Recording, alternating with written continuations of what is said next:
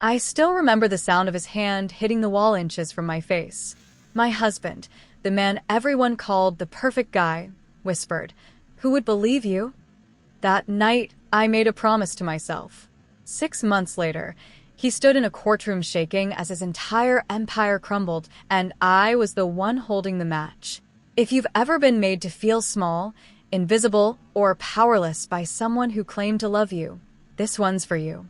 Hit that like button, subscribe, and let's dive into a revenge story that still gives me chills. Hey, everyone, it's Alina. I never thought I'd be the kind of woman sharing a story like this.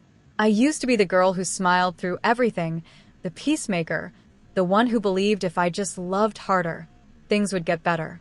Mark and I met in college. He was charming, ambitious, the guy who could light up any room. Everyone told me how lucky I was. Our wedding was beautiful, fairy lights, teary vows, the whole dream. For the first year, it felt real. But slowly, behind closed doors, the mask slipped.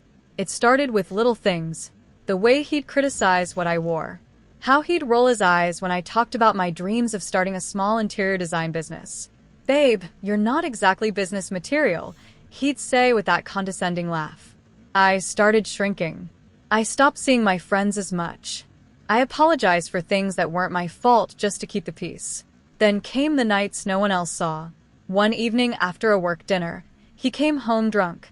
I'd forgotten to pick up his dry cleaning. He slammed the bedroom door so hard the frame cracked.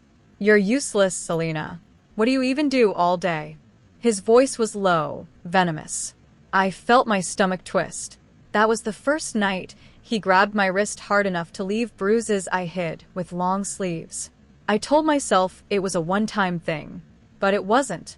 The control grew. He monitored my phone. He made me quit my part-time job.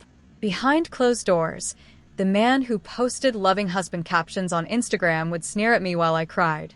Cry louder. No one's coming to save you. The night he truly crossed the line, I was making dinner. He'd had a bad day at his real estate development company.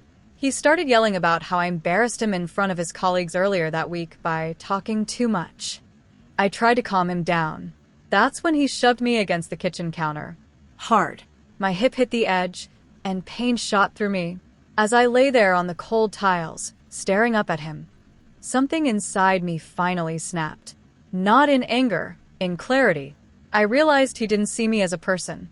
I was just an accessory. Something to control. That night, after he passed out, I sat on the bathroom floor with my phone recording a voice memo of everything I remembered, dates, incidents, the names of people who might have seen bruises. My hands were shaking so badly, I could barely hold the phone. But I kept whispering to myself, this ends, one way or another. The next morning, I started planning in secret. I reached out to an old college friend who is now a lawyer. I quietly opened a separate bank account. I began recording our arguments on my phone, hidden in my pocket. Every nasty word, every threat, every time he told me I was worthless. Meanwhile, Mark kept living his double life. He'd smile for family photos, then come home and tear me down. He started seeing another woman, his secretary. I found the messages, the hotel receipts, the photos. The worst part, he bragged to her about how I was too weak to ever leave. That was my fuel. I spent 3 months building my case like a fortress. I documented everything. I even went to therapy secretly and got professional records of the emotional trauma. I hired a private investigator who got proof of the affair and financial discrepancies. Turns out Mark had been hiding assets. The day I served him divorce papers, he was sitting at our marble kitchen island scrolling through his phone. I placed the envelope in front of him calmly. He laughed at first. "What's this? You're not serious." I looked him dead in the eyes. The first time in years, I didn't look away. "Read it."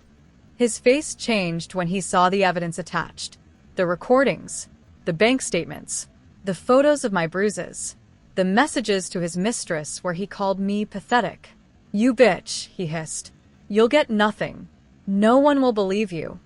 But people did believe me. I didn't just file for divorce. I filed for everything. Because of the recordings and documented abuse, my lawyer pushed hard. The affair and hidden assets worked in my favor. While the divorce was processing, I anonymously sent key evidence to his biggest investors and his company's board. Turns out several of them had daughters. They didn't like the idea of a man who beat his wife being the face of their luxury developments. The final blow came in court. Mark sat there in his expensive suit, sweating under the lights as my lawyer played one of the recordings.